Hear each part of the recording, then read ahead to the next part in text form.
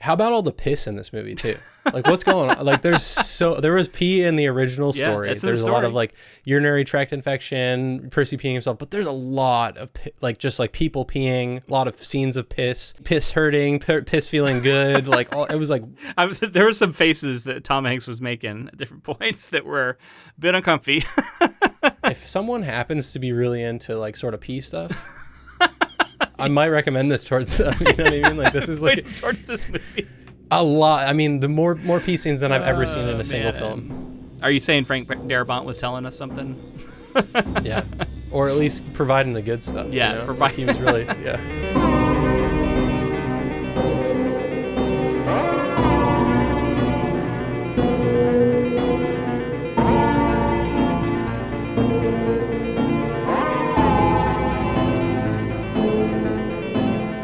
Welcome back, friends, to episode 388 of the Ink to Film podcast, where we read the book and then see the movie. I'm filmmaker James Bailey. And I'm writer Luke Elliott. And this week we discuss Frank Darabont's 1999 film, The Green Mile. We have been on a bit of a journey the last couple of weeks, a somber journey, a heavy journey, but also a rich, fulfilling journey, I would say.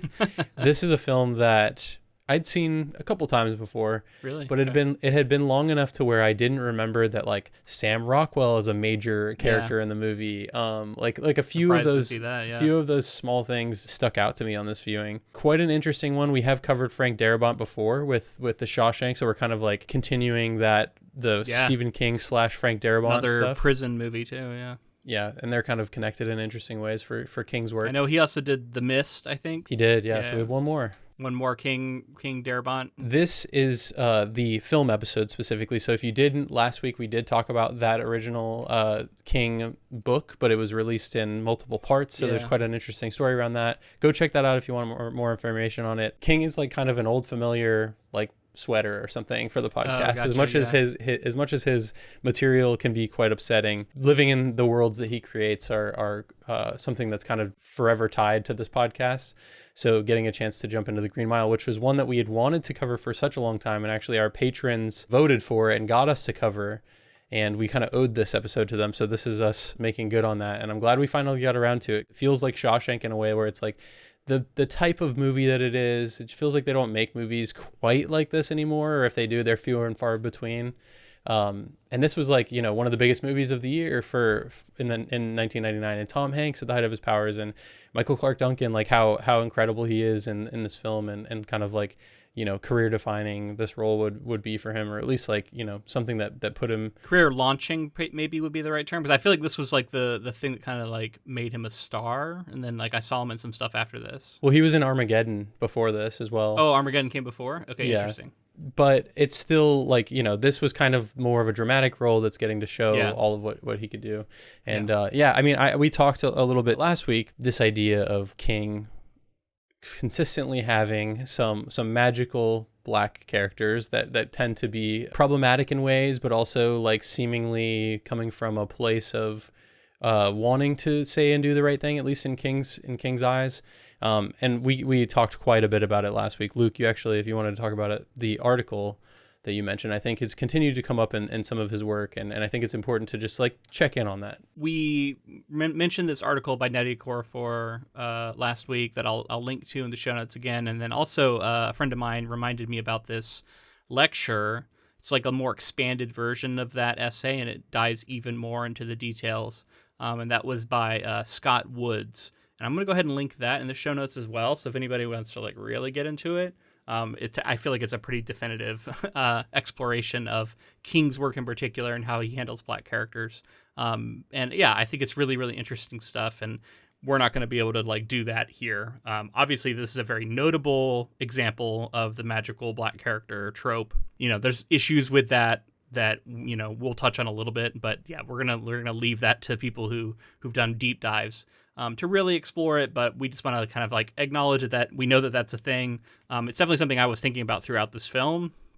I feel like it was kind of affecting my enjoyment of a little bit. Like I was still able to have a good time, but yeah, I don't know. It's like it was very apparent at times. And that's kind of something that we talked about last week as well. Is just like I feel like I am able to navigate this twofold by thinking, wow, this doesn't necessarily play as well as I would like. The representation feels a bit off there, but there's something, the heart of this story still emotionally hit me in the book, and I appreciated that last week, and I think here it still took me on quite a journey, and I still enjoy this film while noting some of the things that are maybe a little rough around the edges with it. I was able to have a good time with it. I had never seen this movie, so this is my first time. We read the book last week, so that was my experience with the story, and I made some claims. I was like, I don't think they'll do this like modern day framing thing at all. Yeah, I was wrong about that. They definitely did it. I will say it was reduced. Like we kind of do it only at the very beginning and then only returning to it at the end, and some of it was cut. So I was at least like maybe half right. I don't know. But yeah, I was surprised by that. I was surprised by how faithful this was overall. 3-hour movie, so it kind of had the length necessary to really dive into like a lot of the major points of the novel. And they changed a couple things here or there, but really it was very little. I was kind of shocked at how faithful it managed to be overall, and yet I still, I don't know, I felt I had an interesting kind of takeaways from this movie. So maybe we'll save that because we have a whole episode to do. But we'll touch in at the end when we vote book versus movie, and like I can kind of explore at least where I think I'm at. Maybe this conversation will affect things, so who knows? But and this cast, oh my god, I was shocked to see just how many familiar faces. I'm not saying they're like all superstars, but like it's just a lot of familiar faces that are in tons of things. We get the reunion of Lieutenant Dan and Forrest Gump at one Gary point. Sinise, with Gary Sinise. So and like you said, Sam Rockwell all of a sudden, and like very young Sam Rockwell. Doing just a wild performance, and James Cromwell, Bonnie Hunt. Yeah, there's just a lot of Michael cool Clarke stuff. Duncan too. Like it's just and they do such a good job of like making him this imposing figure that was talked about in the book, and he. I mean, there's a lot of like camera tricks that are going on to make him look larger and everything. But it's funny because like James Cromwell, who is like the warden, is actually like quite a few inches taller than Michael Clarke Duncan, but in all the scenes they were able to shoot around and make him look much larger. But the presence that Michael Clarke Duncan is on screen in this film, and then the innocence that we get, the acclaim for this role, I think is well deserved. I mean, I love this character. You know what I mean? You fall in love with the innocence. You fall in love with this person, and there's a bit of an allegory for like a Christ-like figure in this Michael Clarke Duncan, John Coffey character. John Coffey, yeah. Hey, you know what I just realized? JC, man, what would Jesus do? Like that? What would John Coffey do? I mean, I think it's obvious. I think that if we had any doubt left, I think that confirms it. And that was going to be my point as well, was the film sort of like holy moments that feel like spiritual, and there's like the way that he's being lit at times, like almost like haloed and all these different things. Like I think it's very obvious that like Darabont responded to that in the book and wanted to kind of do that. And I do think it's like we talked about it last week. When you have a character like this, you want to say like, what if this is a new Christ-like figure and they come along and like, it was in the Deep South in the 30s, and racism caused, that miracle to be missed by the people in the community and all these kinds of things. So by King in the first place, just like, I think a brilliant, while also obviously being like a tightrope that he has to walk in terms of like the issues, but it is kind of a brilliant setup for empathy and drawing attention to like injustices in the system and systemic racism and the power dynamics and that sort of thing. It does feel like it's kind of a revisit of the Shawshank stuff that he was able to explore with Rita Hayworth, but he brought in instead sort of more of the supernatural element. Had this character who's been falsely accused, and you can explore that. And then it was, as we talked last week, he released it over the course of 6 like shorter novels, and he didn't have the ending completed when he started releasing the first one, so it was this challenge for him to like craft, kind of like build the bridge while you're driving across it kind of act. I think he did a really cool job with it, and it's kind of astounding to just see how well this story fits together considering that. Well, I guess without giving spoilers, what did you think of this movie as a film? Maybe not in so much in comparison to the original source. Like, what if you sat down to watch it for the first time? How do you feel about it now? I liked it. It's hard for me to truly appreciate it as if it were my first experience with the story, because not only did I read the book last week, and so because it's so faithful to one of the situations where a lot of the movie felt familiar because it was like, this is exactly the plot of the novel, which is cool, but it's like not surprising in the way that a movie would be when you're witnessing it for the first time. And on top of that, I already kind of knew the plot of this film. I already kind of knew the plot of The Green Mile, in general. I feel like just through cultural osmosis, and like heard it referenced, seen many like scenes kind of in, out of context. But I kind of knew what was going to happen. So in some ways, it's like I had the movie spoiled for me just over time. And then I think that affected the movie a little bit. Like, I still had a good time with it, but like I found it difficult to connect with it, I think, as strongly as I would have had I been able to like turn back the clock to 1999 and just watch this movie, knowing nothing about it. And like the effect it would have had on me then, I can only imagine how much stronger it would have been, really, and like how much it would have hit me. But for me now, like, I thought it was good. But yeah, I don't know. It's like really competently done by Frank Darabont. I think some of the stuff in the framing device, like we said, that I thought there was going to be cut completely. I thought it was kind of weak anyway. Like, I don't know, like how I don't necessarily want to like shit on the performances, but it just kind of felt like something about it wasn't like landing with the power of the narrative in the past. It kind of felt like it was tacked on in a weird way, whereas like it felt so essential to the novel. And maybe that's because some of what was cut from that part of the story, I think that didn't connect with me as strongly. Yeah. So just to comment on that framing portion as well, as the film started, I felt like it was kind of rough. Like, as I was getting into the film, and I was like, man, I didn't remember this. And I don't know if it, like you said, if it has to do with the performances or what it is necessarily. And I'll just say now, I did read that Frank Darabont really wanted Dabbs Greer, who plays old Paul Edgecombe. Okay, yeah. He really wanted him to play this role. And he actually shot around the schedule of Dabbs Greer, who was sick at the time and like had some health concerns. And it seemed like he, this is his last film as well, for what it's worth. So it seemed like kind of a legendary figure in Darabont's mind that he wanted to include in the film. And like I just felt like the performance was a little bit like removed, almost a little bit, like it wasn't quite as like present. And maybe that was part of it. And I don't want to, like you said, I don't want to completely put it all on that, but I once we moved into the past, I felt like I really like settled into that narrative a lot more heavily. Yeah, you know what I think? I'm just sitting here noodling on it. I think part of it was in the book we revisit the old Paul Edgecombe at the like breaks between all the major novel breaks, or the 6 parts essentially. So we're constantly kind of touching back in, and it felt like there was a consistency of narrative voice. Like, he would be speaking to like Elaine, or here's what it is: he's writing a memoir, and so like the words we're reading is the memoir.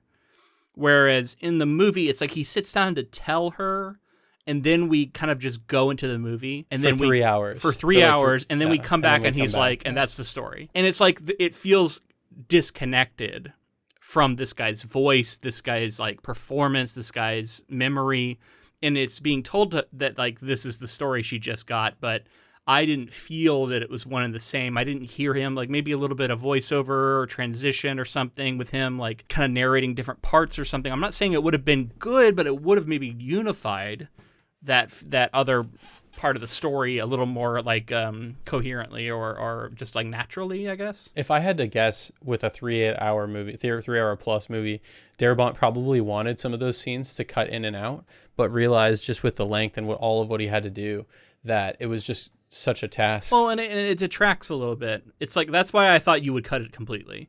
It's he kind of like wanted to have it there, but I don't know how it works. And it sucks because like I get that the idea of him having this long life does feel like an essential ending. So like I don't know if you can fully cut it, but like yeah, it's hard to make it work with what we actually get here. I loved what King did with this story in terms of like just giving it scope over the breadth of his entire life, and like really like that feeling like a larger story. Yeah, it's like epicness to it. And I think the runtime and some of that did fit with that sort of mentality.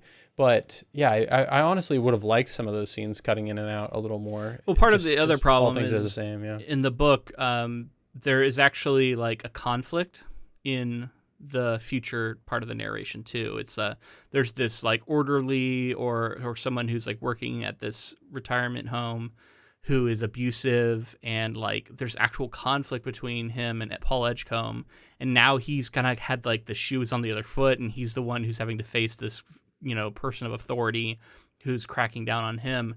And so that creates a little more interest in that part of the story. Whereas when you remove that, like I don't know, I just found that I was like a little bit less interested in it as well. So I don't know. I guess it just all of that kind of adds up to weakening those parts a little bit, while they still feel essential. It just they didn't work as well for me as they did in the novel. I think another interesting thing that comes to my mind, and I think listeners would be interested in hearing, is like, how about a little bit of comparison between Shawshank and Green Mile, because it's the same, you know, creative team and everything like that. Like, man, Shawshank, I think in our coverage, I said I thought was basically a masterpiece of an adaptation, and I stand by that. I think that was brilliant. I think it made some really smart changes, and just like that's such a fantastic film. I think this movie is good, but it is hard to compare to Shawshank, which is like truly like magic in a bottle that this guy captured. And because there's such familiar ground, it's going to be hard, I think, to compare. But I found that I liked this adaptation. It didn't rise to that level. I mean, the performances were good, but none of them quite rose to that level. I don't know if like maybe I've cooled on Tom Hanks a little bit over the years, but like this had a weird effect for me where like at times I felt like I was kind of hearing him do like the Forrest Gump accent. It was close, even though he wasn't like doing the voice. It was like, because he's trying to do this Southern accent, and it, I don't know, it felt like it was ineffective at times to me, or like I couldn't quite place it. And then every now and then it reminded me of Forrest Gump too. And I was like, I don't know how I feel about that. It's funny that you went with Forrest Gump, because that was like a few years before, like maybe 5 years before or so, 6 years before this film. But what I kept thinking about was Woody from Toy Story. Like kept hearing the Woody from Toy Story voice. Oh yeah, and he's got kind of like a cowboy voice at least. Cowboy, like, and it's not quite the same. It's not quite as deep in Toy Story. And it's funny because, like, you know, happenstance for my mom's birthday, she wanted to go see Toy Story 5, so I saw the new Toy Story. Oh wow! I watched Tom Hanks in Green Mile and Toy Story 5 like in the same week. It was very, very interesting. A lot of Tom Hanks. Yeah. As much as I felt like he does good work here in this film, this isn't my favorite Tom Hanks performance. This isn't like one of his standout roles for me.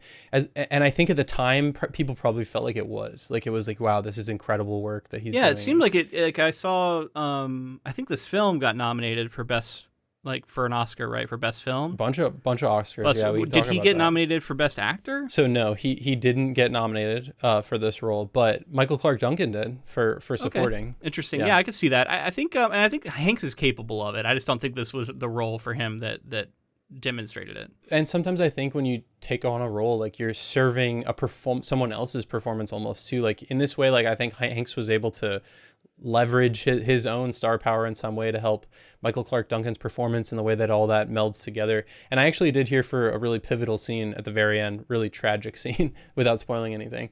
You know, typically when you're shooting things, you shoot coverage where there's a stand-in for main talent actors when it's just kind of over their shoulder or something like that, and you're looking at someone else. So in kind of the final scene, when you're looking at Michael Clarke Duncan's John Coffey, that's actually Tom Hanks there, and it like as the actual stand-in, and he's giving him like a full-on performance instead of it just being somebody standing there. So they're actually acting off of each other. And cool. I heard, and actually like Frank Darabont was like, he gave an Oscar-worthy performance like that didn't make it on screen. And that's cool to see an actor like be there for another actor in that way and kind of service the story and service the performances. And because typically you can just be in your trailer while that's happening, while somebody else is shooting their coverage. So wow. Cool story that I heard and something to think about. Yeah. And just while we're on the topic of Tom Hanks, there is a part where he is on the ground. And after he like collapses, and then like he calls him over and he's like, "Now's not a good time, John Coffey." I thought like that was a good like comedic moment that I thought highlighted he has good comedic chops at times. Tom Hanks does, you know. He started in comedy, and you kind of forget that sometimes. And like I think there were moments here where that did play well, and I thought he brought a little bit of a comedic twist to it. Like, I feel like some of the stuff that goes on with his wife, they kind of play up like the comedic element behind that a little more, and just knowing looks and little smiles and stuff. And he brought an element of humor to the role that I think wasn't quite there in the novel. That worked for him, and I think it is good. It just, it's not rising to like Oscar worthy to me. Whereas again, Shawshank is like there's like Oscars all over that film to me. So like it's hard to compare. While we're talking about Oscars, I want to note Green Mile was nominated for Best Picture, Best Supporting Actor. I said for Michael Clarke Duncan, Best Adapted Screenplay for Frank Darabont, and Best Sound. Okay. So 4 Oscar nominations, didn't win any, but that's all, a lot of things that people are finding to be award worthy. Yeah, sure. At the time. And just in terms of Shawshank and that connection and everything, Tom Hanks accepted the role of Paul Edgecombe here as a favor to Frank Darabont after he was forced to turn down the role of Andy Dufresne, which we talked about in the Shawshank Andy Redemption. Dufresne, yeah. In order and when he turned that role down, unfortunately he had to step away.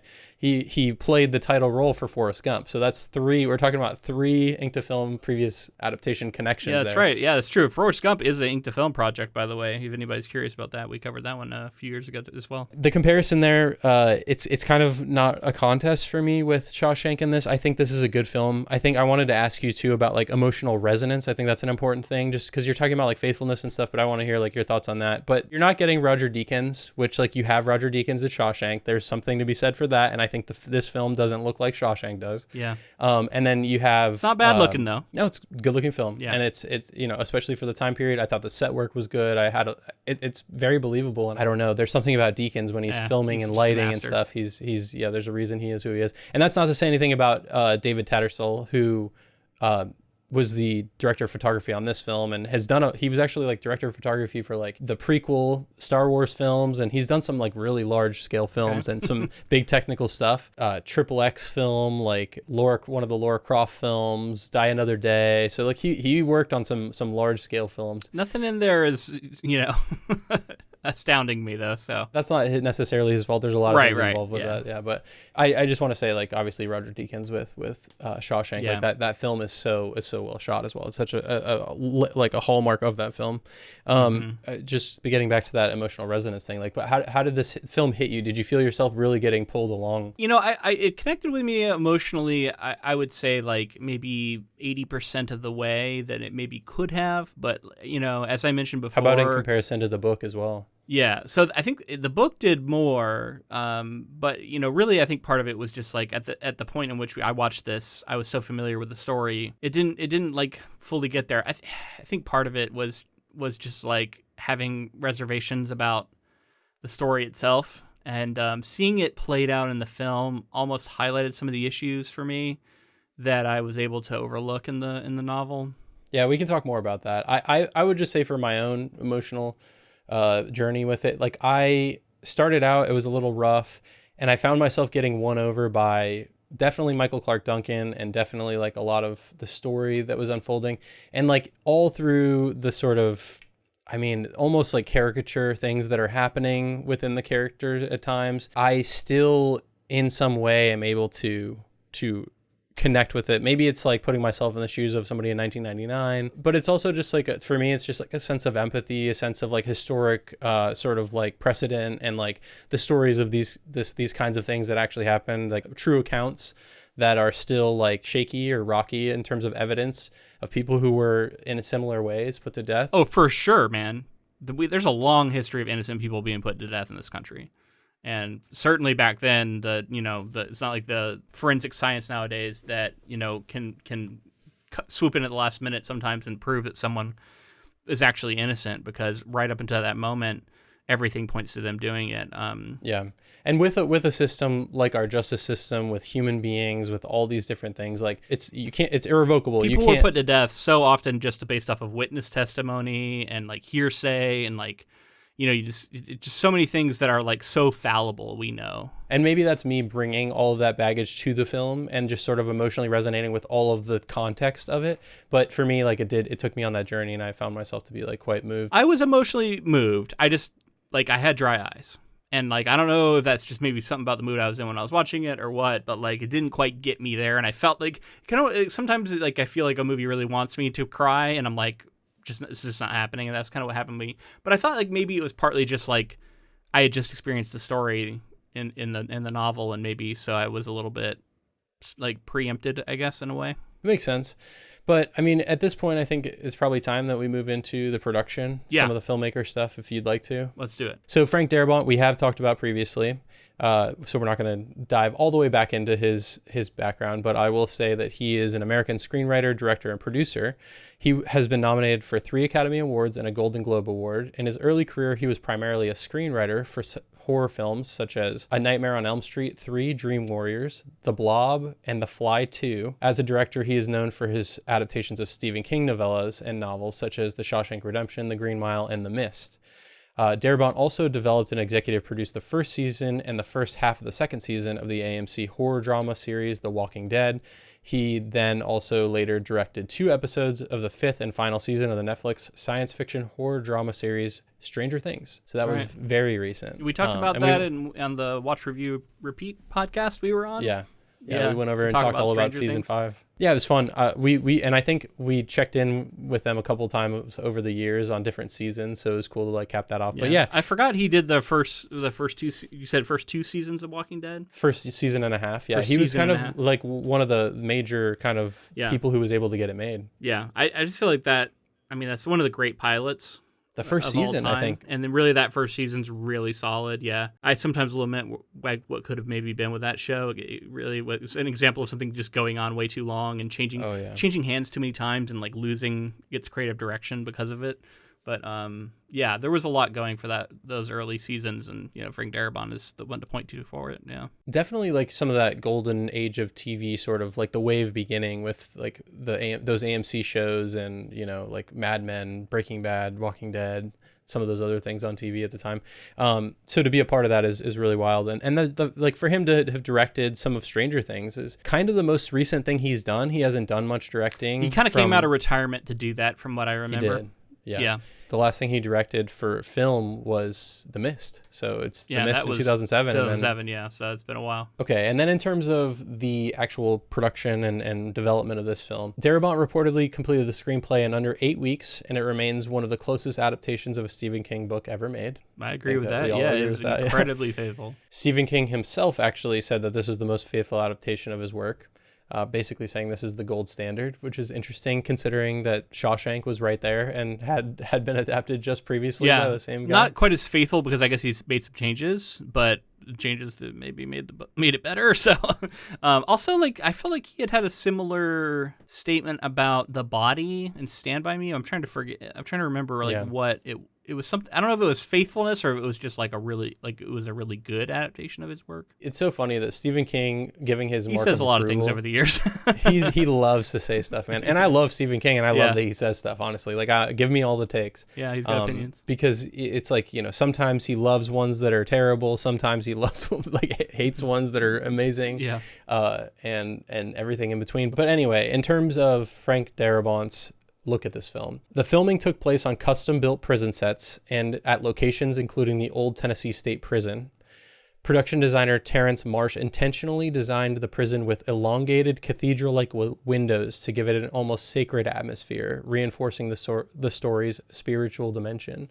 Okay, so I can see that. I think we know, just based on like some of the creative choices that are being made, like what they want to lean into. I mean, it's the text of the film, it's the text of the book, it's all over it. Yeah. One of Darabont's key goals was authenticity. Rather than stylizing the prison, he wanted it to feel lived in, routine, and ordinary, making the extraordinary events inside it even more striking. In terms of John Coffey, Frank Darabont has said that he, quote, represents those extraordinary visionary souls that come along in human history from time to time that the rest of us feel compelled to exterminate. I've always found it extraordinary that we just can't seem to accept the message of peace and love. It's not such a crackpot notion, but whenever somebody comes along who embodies that notion, we have to nail him to a cross, we have to shoot him, we have to kill him. Okay, sure.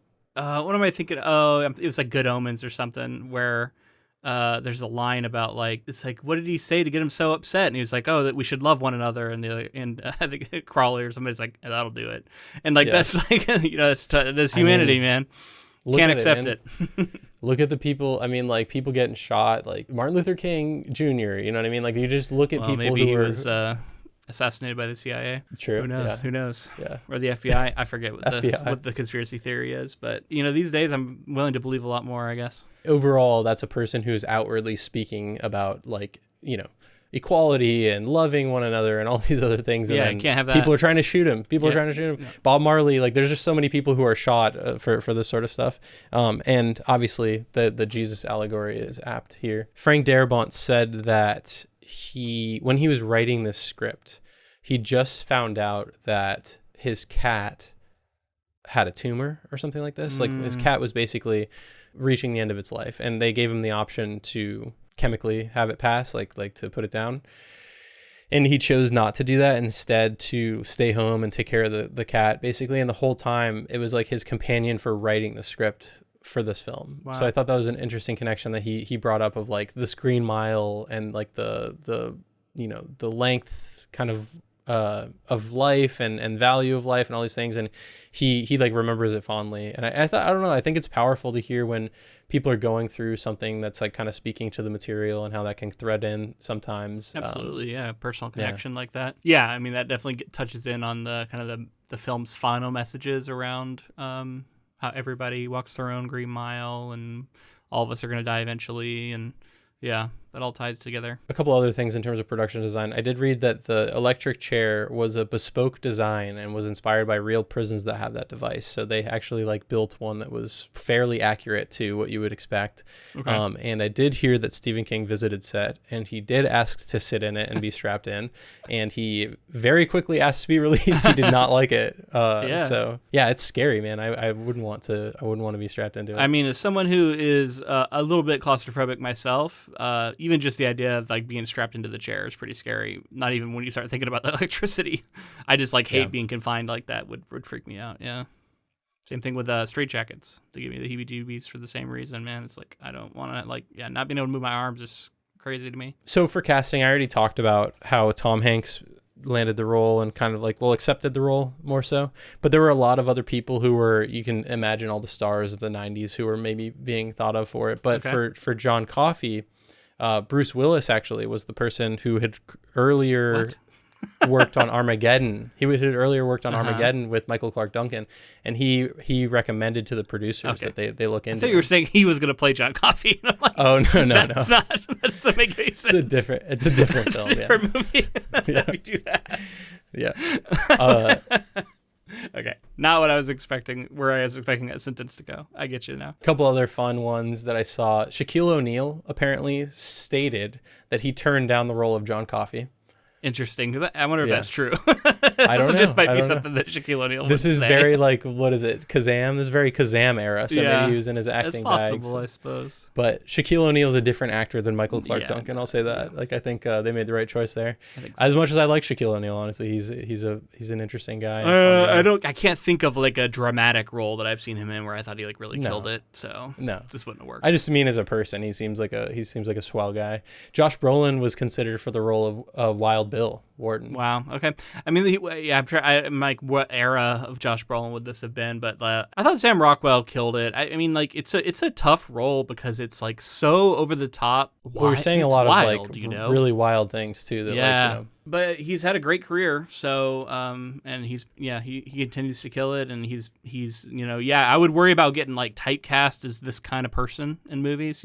After the role. But you can't say he didn't give this thing his all. Like he threw his physicality into it. His like he really went for it. When he did the stuff where he was like pretending like he was drugged and like the just kind of like the deviousness that he would approach things with, and when he grabs Percy and like starts whispering in his ear and stuff, it's like it's scary. It's he did a good job with it.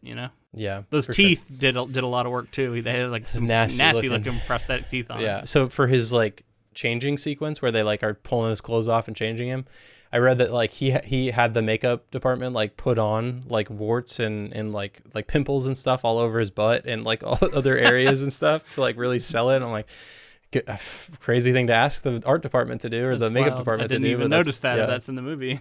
Yeah, neither did I. Honestly, I guess I wasn't looking closely enough.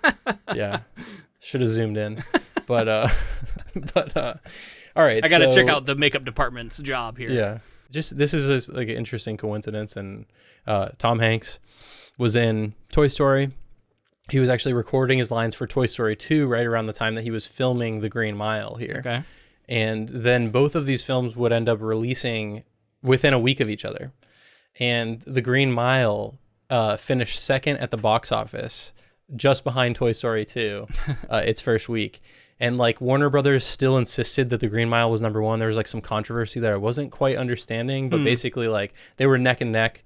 And I think with like the breadth of like a weekend versus like a full week, The Green Mile won, but Toy Story won the weekend, something like that. But yeah, it's just funny that like Warner Brothers is pissed. Like, damn it, Tom Hanks. And competing with himself. Why are you competing over here? Yeah, that's funny. Like I said, I just saw the fifth one, and I haven't seen the Toy Story on the brain. I saw 4. Yeah, I think I did see 4. I have thoughts. I feel like obviously they kind of started when I was around. Oh, when for I was sure. A very young child. When I was a kid. Yeah, Toy Story 1 came out, yeah. You know, 1 was there, and then 2 came out a little after, and then 3 came out like significantly later, to where I was like, maybe 3 is the last one I've seen. Then maybe I haven't seen 4. I was like basically an adult. I think it was like 2010 when it came out, and that one like was kind of the culmination of like the closing of a story, the closing of a book, and then they've done 4 and 5 now, and I feel like they're kind of added on, and they don't feel as much for me, which is totally fine. I think it's still speaking to the kids that it's for. That's great, but yeah, it's interesting to continue to see them being made. But that's a separate podcast. We'll talk about that on our Toy Story podcast. Yeah. All right, and now we've reached the point that we need to dive into the plot. So we're going to talk full spoilers now. Come back later if you'd like to refresh yourself or watch it for the first time before you get all the spoilers, but we're going to dive in here. So in 1935, corrections officer Paul Edgecombe oversees the Green Mile, the death row section of Cold Mountain Penitentiary, alongside officers Brutus Howell, Dean Stanton, Harry Telwilliger, and the sadistic and despised Percy Wetmore, whose connections to the state governor shield him from repercussions. The guards supervise 3 prisoners, Edward Del Delacroix, whom Percy frequently torments, the violent and erratic William Wild Bill Wharton, and John Coffey, a hulking yet gentle and simple-minded black man, convicted of raping and murdering 2 white girls after being found distraught while cradling their bodies. John asserts that he tried to take it back but could not. Paul grows doubtful that John committed the crimes and soon discovers he possesses miraculous healing abilities. John cures Paul's crippling bladder infection by absorbing it into himself before expelling it as flies, explaining that he took it back. I wanted to highlight a couple other people we haven't talked about just yet in this cast that do interesting jobs. So we got David Morse here as Brutal. Then just a familiar face. I feel like I've seen him in a lot of like military movies, or like he plays like a SEAL or somebody. He plays like these kind of like tough guy characters, and I thought he was cool here as Brutal because he has these cool moments of like loyalty to Paul and conflict, of course, with Percy. I like him here. And then we also see Barry Pepper, who I know well, and I'm sure you do as well, from Saving Private Ryan, right? Yeah. He's like the sniper guy, who's like saying a prayer. If anybody's seen that movie, another Tom Hanks picture. Another Tom. Oh, you're right. Yeah, really good one too. And yeah, I mean, this probably would have been around that same time, so it was cool to see him here. And then Michael Jeter plays Delacroix, and I thought he did a good job too, and he ends up kind of winning us over, and you can see how this guy might be dangerous, and you kind of get the sense that like he's a little bit kind of disconnected or erratic, but still is able to sort of win you over as seeming like a pretty solid guy, I guess, even like we don't really know. I think in the film you don't really know what he did. That was something that I noted. In terms of the changes, I watched this movie with my wife. She was understandably very upset in some of those sequences and stuff. Yeah. And after the film, I talked to her about how I'm like, by the way, these are all the things that they tell us in the book that like are heinous things that this person did that kind of make you much more conflicted on the character. Yeah. And I think it's important to know. You have no idea what he did in the movie. So it's tough. So for those who haven't read the book but have seen the film, in the book it's stated that he rapes and murders a young girl and then starts a fire in a dumpster behind her apartment or something. That fire gets out of control and ends up burning down a building and killing like 6 other people. So he's like obviously got some really heinous shit that he's done. Yeah. And that makes you so much more conflicted when all you see of him in the prison in the book and in the film is kind of like caring for this mouse and being someone who's like pitiable in all these ways. And I think that's like some of the the complex nature of what King is confronting the reader with. Definitely, because it's like he's kind of the example of somebody who did this crime, but I think it was like years before, and it's like seems like he's kind of changed now, and so you're like, how do we feel about him at this moment, even though he's facing justice for something that he did long ago? And even if you do think it's right, I think the other gray area is just like how much dignity is it worth showing this guy, versus like the torture that he ends up experiencing, One other like smaller performance that I want to shout out is Toot Toot. Harry Dean Stanton, I did not remember was in this role, and Harry Dean Stanton is one of my favorite films, Paris, Texas. Okay. So to see him here in kind of like a very small role, but in like a comedic, small, ridiculous, crazy role, like he's just a legend to me, and he's been in so many films, and to just see him pop up in Green Mile, and I completely had forgotten that, was really cool to see. Yeah, right out of the book too. Like everything he does and says, basically right out of the book. Another performance we haven't talked about yet is the guy who plays Percy Wetmore, Doug Hutchinson. He looks familiar. I don't know what I've seen him in, but he is just, he's the real villain of this film, of this story, really, right? And he's like a unique kind of villain because he's not like he's scary. It's just that he has power, and the way that he's able to use it to be sadistic and use it to harm people, and I don't know, he's so petulant and you just want to punch him too. Like he's just, like, you hate him. He's so hateable. And yeah, I think he did a good job of like bringing the Percy from the book to life, honestly, because like this is exactly how I pictured this guy. And apparently Frank Darabont has said that they purposely gave him like the squeakiest shoes ever to make him like annoying and all this stuff. And like you can hear it in the film sometimes, he says. And yeah, they did a good job of like really making him hateable. And on this viewing and in this somewhat in the reading, but I kind of put this together, I was noticing the difference between like the evil sort of violent nature of like a Wild Bill versus a Percy.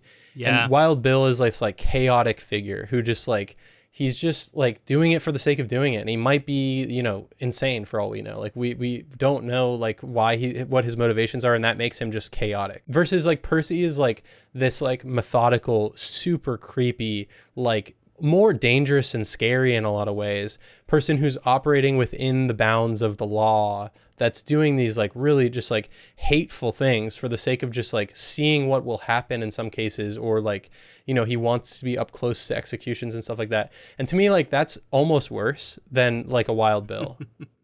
Yeah, it's interesting, man. It's like worse, more dangerous, I don't know, but different. And like King does this well. I think Martin, honestly, George R.R. Martin does this well. Yeah. Where he'll like show us different kinds of villainy or different kinds of evil, or even just like people who have sadism that comes out in different ways. And if you're in a position where you're shielded and you're able to like kind of operate within the system, like you said, whereas like Wild Bill is like completely against the system, like and the system is going to crush him eventually, and he kind of knows that, and he's kind of still just who he is, and so even though that is like in some ways feels like less of a threat, it's like he does heinous shit, and then like when we see Percy come up against that, it's kind of like he is faced with like true evil or like true chaos or something, and like he is like unmanned, for lack of a better term, I guess.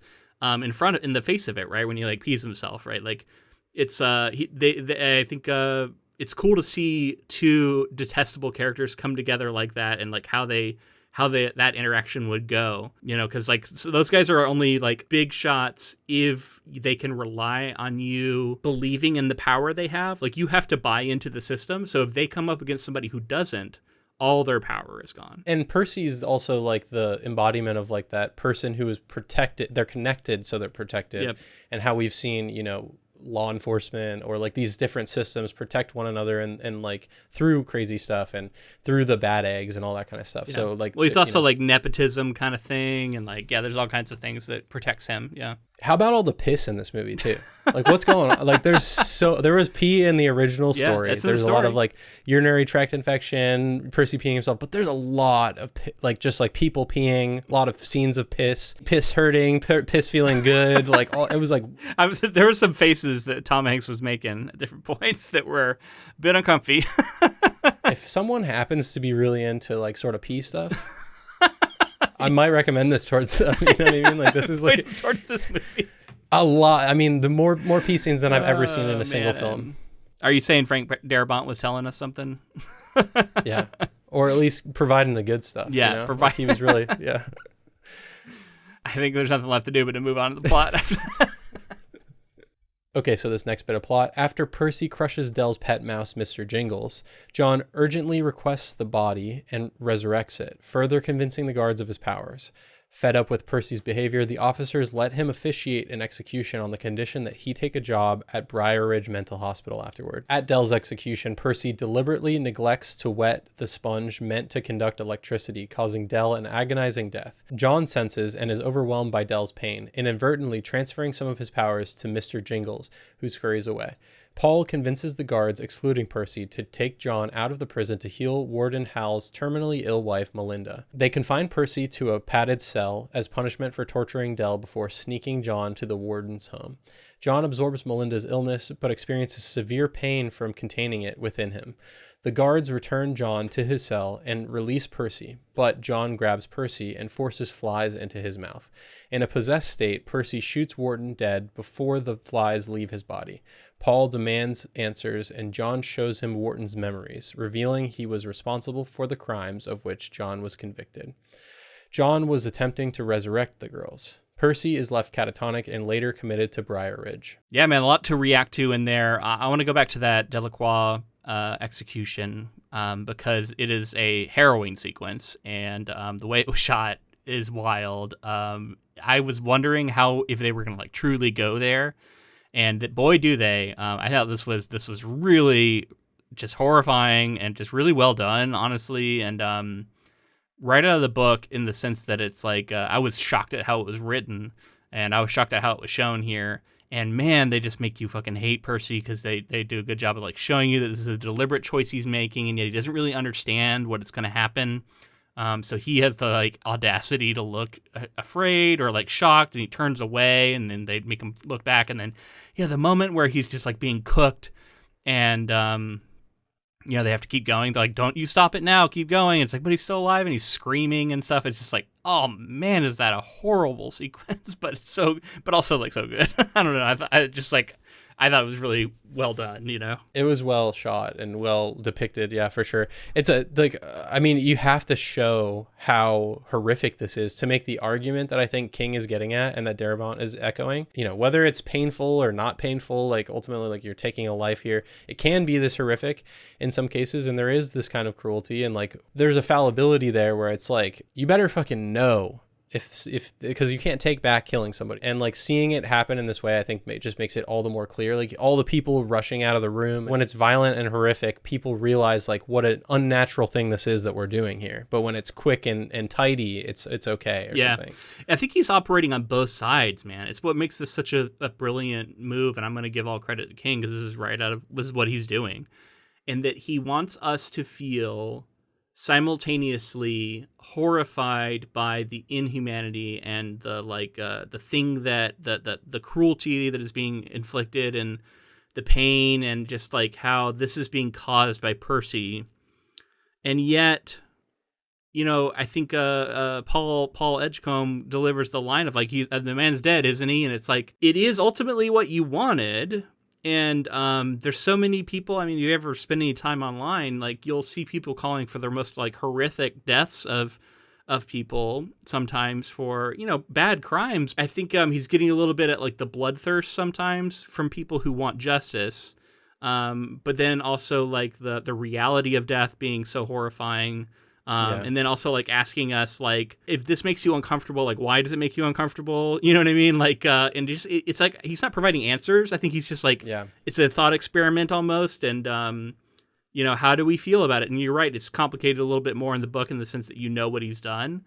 But still, I think the effect was the same in the book. It did not feel like this was warranted, and so it kind of gives you like a sense of like the humaneness of the kill is important.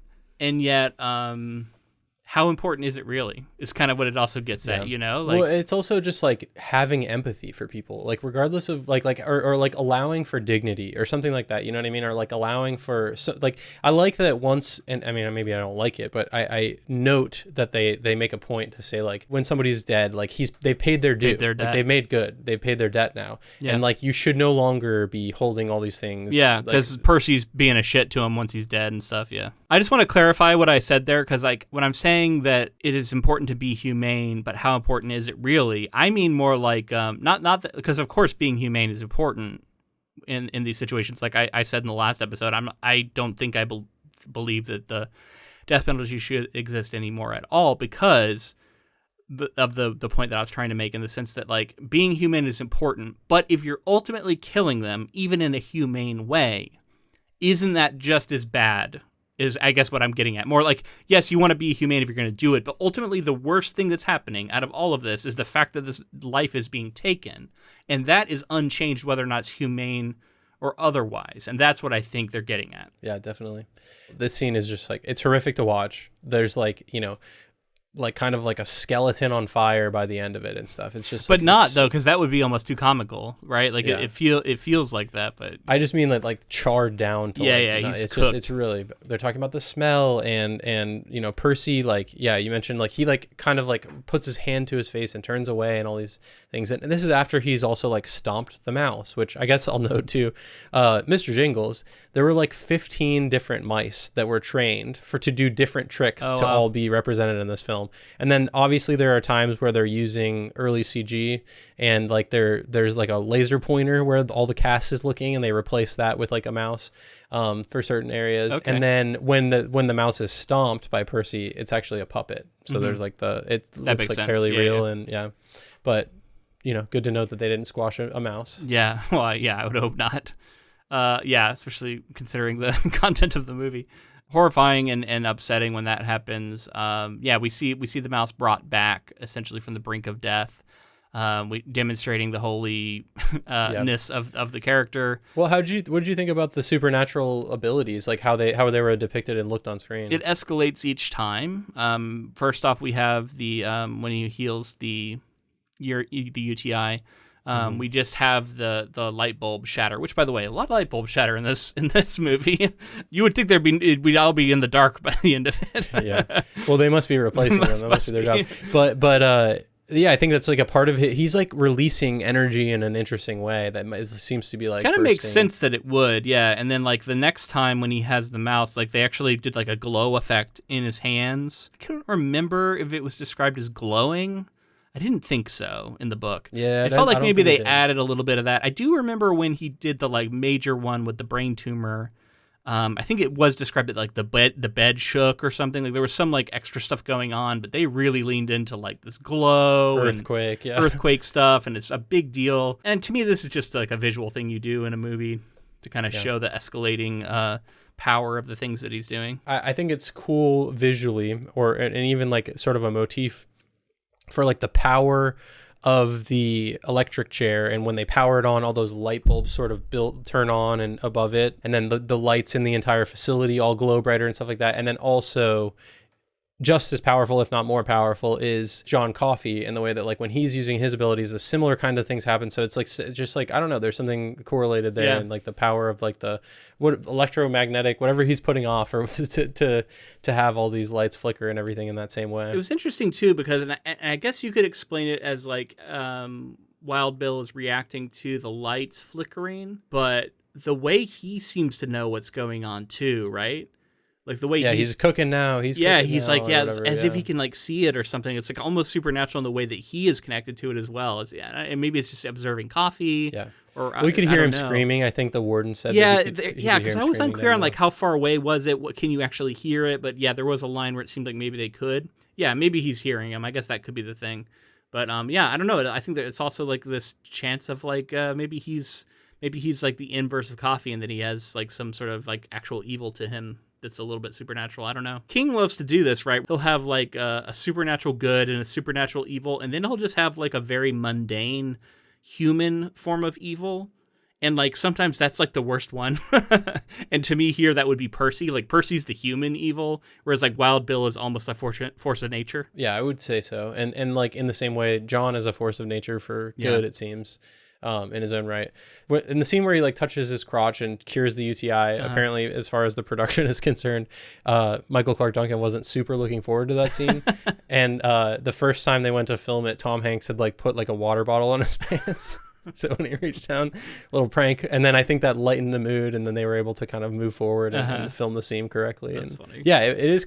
It's seeing it is different than reading about it. Obviously, it's just quite interesting, and I think there's an intimacy thing there with like, I mean, he has to like kiss Melinda to pull that out of her too. As far as like the society of the time, that would be seen as like so taboo in the way that like this person is going around committing miracles, and at what point does it cross over to an understanding and like just seeing someone for who it is. And I saw someone bring this up, and I was thinking about it, is like, what if John Coffey didn't have magic powers in the story? Would any of these guards care that he's an innocent man, that he's like, that he was there for incorrect reasons, and would they think any differently of him? And I think that there's some commentary there as well. Yeah, that's a good point. That's an interesting thought experiment for sure. So that changes the story pretty dramatically.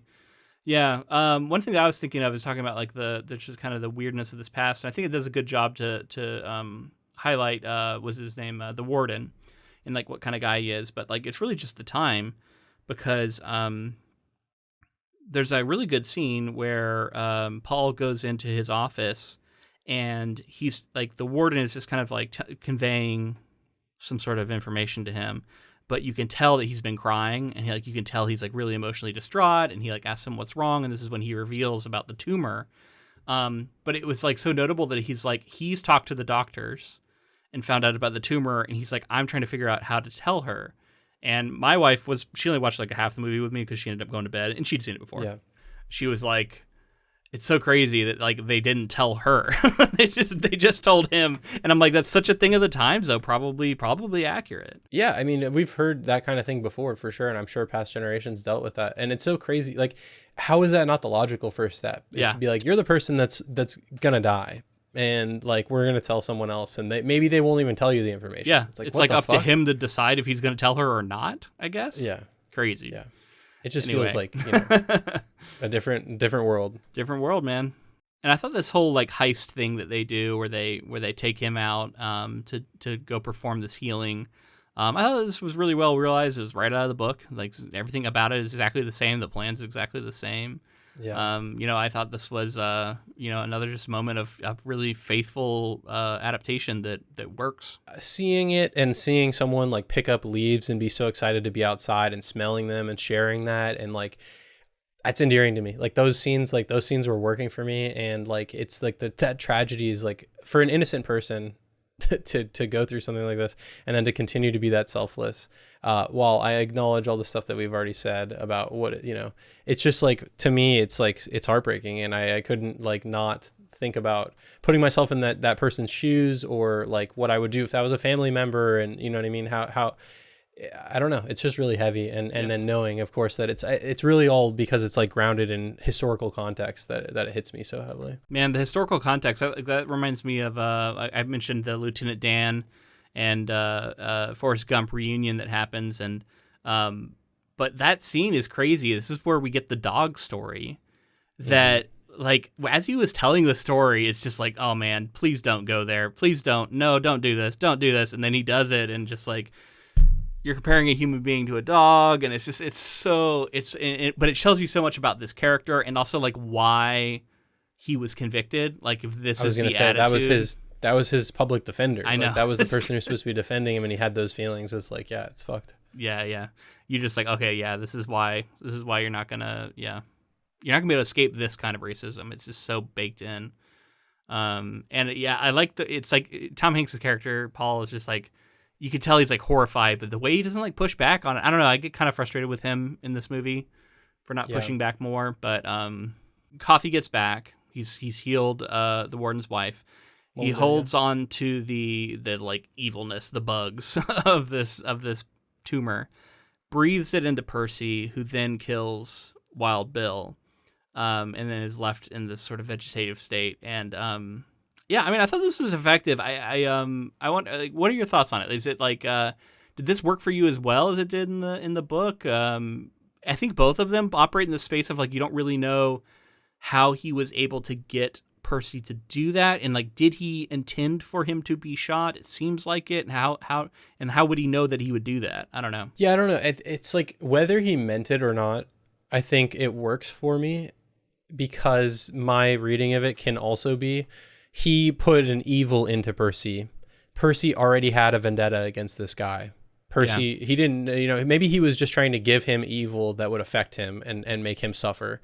And then he, takes it out on Wharton and kills Wharton and everything like that. So maybe but I think in the book, it's more so like he's steering him, like he's kind of controlling him. And I didn't necessarily get that sense as much, but he is kind of trance-like when he's doing it. Yeah, and the way he's crying, you could see that as Percy crying, but like I thought maybe they were trying to convey, because we've seen Coffee cry a lot, and it's like maybe this is like Coffee crying through him or something. I don't know. I was unclear of like how much control is actually being exerted here, or if this is just like a thing that happens to play out this way. Yeah, I think it worked fairly well for me. Yeah, still. And I want to say I'm okay with it being ambiguous. I don't think I need the answer. I don't think there is a clear answer in the text of the film. In talking about the flies, I read an interesting thing that I did not remember, but in Dr. Sleep, when Danny Torrance senses that someone is dying, he experiences it as insects and flies in the same way that flies come out of John Coffey's mouth when he heals people. In Dr. Sleep, Danny even speaks Percy's line, "Dead man walking." Oh, wow. How about that? So not something I remembered, but something I read about. And that's like, King continuing to like, I thought there was like I wasn't sure, but there was that part where Coffee looks up in the stars and he sees like someone like knitting or something. Constellation, I think a rocking chair. Or something. Yeah, a rocking chair. And I was like, is that supposed to be Mother Abigail? Like, what are we talking I think it's about? A true constellation from from as far as I know. There's a woman in a rocking chair. I think so, or I got to look into it, but I think it's like also meant to represent like a mythological figure, whether it's Greek or Roman. It's notable that he says it right in this movie. Like he stops to take the time to mention a constellation, and I was like, is this just truly like, is this like tying it into something with the overall King universe more? I don't know. He's looking at the constellation Cassiopeia. It's a prominent constellation visible in the northern sky, shaped roughly like a zigzag or the letter W. Because of the way the stars align, ancient mythology visualized it as a queen seated on a throne, which John Coffey's childlike innocence interpreted as a lady sitting on a porch. But that reminds me of Mother Abigail. She was like famously sitting on a porch, right? I think so, yeah. But also, he brings this up to Paul Edgecombe while describing how he feels when his powers are active or when he is experiencing a good dream. For Coffey, looking at it or dreaming about the stars gives him a sense of peace, connecting him to the earth and the heavens away from the pain of the world. Yeah, and that could all work with Mother Abigail potentially being there, because she's like, a figure that is, notable. Now, of course, I think like there's different versions of the universes, and like, is this the same one that the Stand occurs in? Probably not, but like, anyway. There's like multiverse stuff going on. One day we'll crack that all open with the Dark Tower stuff. We'll put it all together. We'll get our red string when Flanagan's Dark Tower comes out. That'll be our We'll get our pin boards out and put all the red string and connect all the dots and everything like that. All right, last bit of plot here. Though convinced of John's innocence, Paul cannot prove it or stop the execution. He offers John a chance to escape, believing it unacceptable to destroy what he considers to be a true miracle. John, however, exhausted by the constant pain he endures from sensing the suffering and ugliness that people inflict on each other, chooses to die. His last request is to watch a movie, never having seen one before. So he, Paul, and the other officers watch Top Hat from 1935. When John is taken to be executed, he tells the guards of his recent dream, in which he and the two girls are safe and happy. John is saddened by the hatred he feels from those in attendance who still believe him to be guilty, but Brutus encourages him to focus on the guards who do not hate him. John requests not to wear a hood because he is afraid of the dark. Paul briefly takes John's hand before the tearful officers reluctantly carry out the execution. In 1999, Paul, now 108 years old, watches Top Hat and, upon being reminded of the events, recounts John's story to his friend Elaine, revealing that it was the last execution he and Brutus performed before transferring to juvenile corrections. Elaine is stunned when Paul reveals that Mr. Jingles is still alive. She calls Paul's longevity a miracle, but he sees having outlived all his loved ones as a divine punishment for allowing John to die.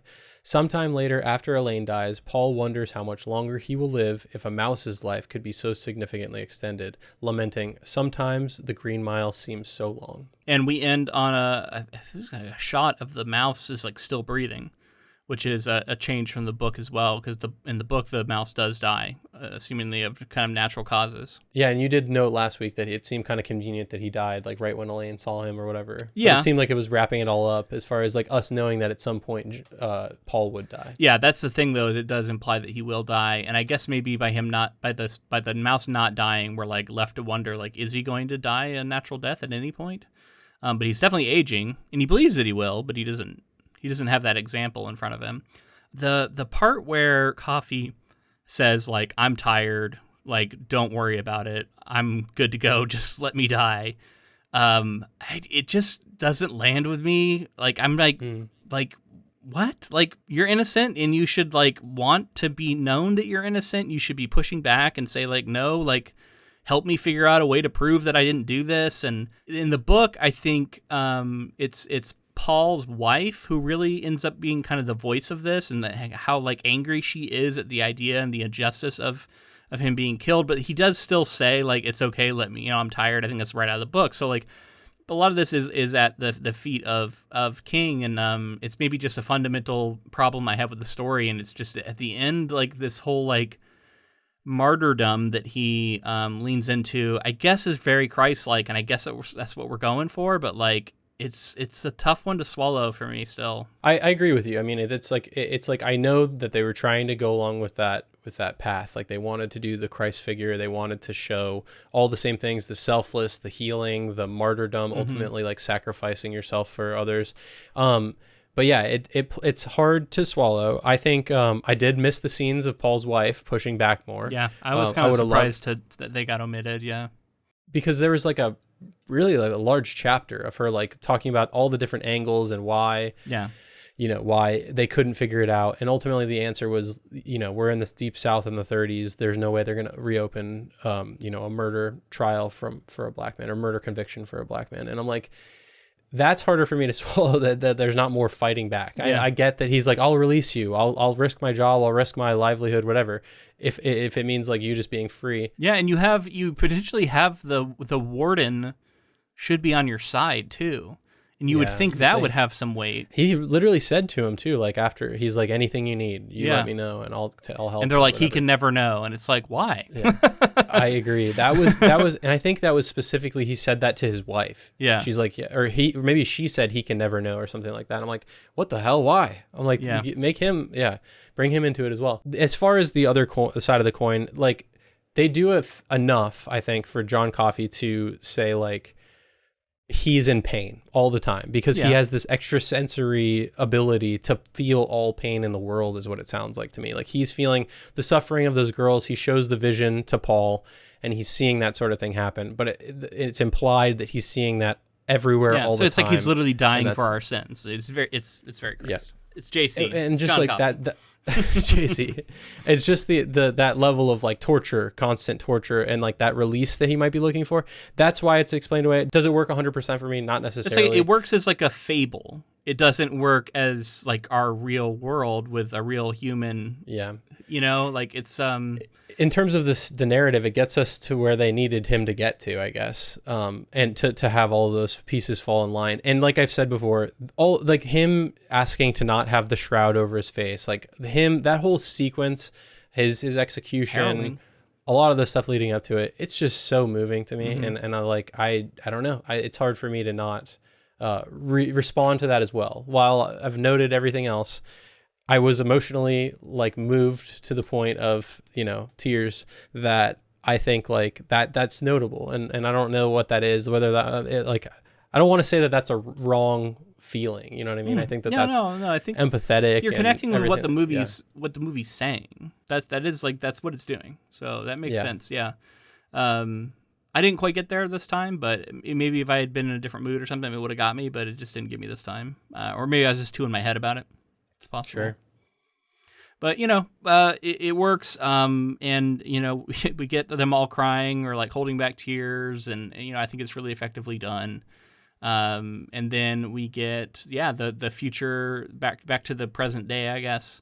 Final scenes with the mouse reveal, still being alive, which is right out of the book. And you don't have this final confrontation with that orderly, like I said. And instead it ends on this like, I've been cursed with super life. I've been cursed with life, or infected with life, I think is the term that's used. And he has to see his friend die, which is another thing that we don't actually see in the book. Like, that doesn't happen. So some slight changes here at the end. And then I feel like it leaves you with like a slightly different kind of feeling, perhaps. I was left a little bit like wondering, like, do I believe this is a curse? Or is that just like a self-imposed curse that he perceives it as a curse? I don't know. There was also the difference with the wife and how she died, and how there was this moment where he thought he saw John Coffey, or he like thought he saw him as like a ghost, and then he wanted them to be there to heal her, and then he wasn't there to heal her. And so he experienced this in kind of intense trauma, and I think that really like showed him like, we not having that ability to heal was such a loss, I guess. I don't know. It's just a different kind of thing to focus on at the end of the book. I think the book had a little bit of like him lamenting the sort of like punishment that he feels like he's been doled out because of the guilt that he feels and everything. But this because of the change in like the mouse not dying and him sort of going to the funeral and then following that through to him saying what he says at the end, where he's talking about like all of us are on this long walk, this like mile, this green mile. Long walk is a different story. different story. But everyone's on this green mile, and the way that wraps up, I think it works for this film well enough. I guess that leads me to saying we need to make our final judgment, book versus movie. I think I've kind of tipped my hand enough already, but I'm going to take the book here. As much as I liked this movie, and I think it does everything well, and it's super faithful, so it's like kind of the same story. And a lot of the problems that are in the movie around race, I think, are definitely present in the book. So I don't want to like say that it's more of necessarily more of a film problem. There are just other little things that I thought the book did maybe a little more effectively, and for a story of this scale, maybe it works slightly better as a novel. And then the way that the present parts and the past parts connect together through this memoir, I thought was a little more organic and maybe just played a little better. So there's enough there for me to want to give it to the book, because I thought it was a really well written King novel, and I do think it's one of his better novels. So yeah, I'm gonna give it to the book. How about you? Yeah, I'm also gonna give it to the book in this case, and for most of the reasons that you said as well. Like I think the film did something powerful. I think like getting to see Michael Clarke Duncan get his flowers, be nominated, like to have this film come out when it did. It's a well produced film that is emotionally resonant, but I think the book, like you said, the way that it's framed with the flashbacks, and like it just feels like you're getting a little more out of it. And ultimately, like even as we said, like the movie, even though it shows some of that crazy graphic, super brutal stuff, the book has even more of that, and I think it drives home the meaning and the punch of the overall morality of the story a little more. Yeah, it makes you feel a little more uncomfortable at times too. Like it kind of highlights the gray areas. Yeah. I did also notice that this film has the part where he like says that he wants to see a flicker show, and they take him to watch that movie, and it connects to the opening where he saw the movie, and that's what made him cry. And it's just a very film thing to do, right? Like we got to put a movie in a movie. I mean, I just love watching characters sitting in a movie theater with like the projector behind them, and like obviously he's got the halo around him at one point. And he's very happy, like John Coffey, and like seeing all the other characters like revel in, and I just like that communal experience like that. I'm always going to be touched by that. I'm always going to be like, oh, movies are awesome, especially when you're watching movies. Yeah, it's just funny because it's like I feel like that takes the place of the memoir, because they're like we don't really want to do the memoir within the film. It's like two different mediums, so instead we're going to do a movie within a movie connection. Yeah, pretty cool. But still, I'm still giving it to the book. So all right, sounds like we're unanimous here.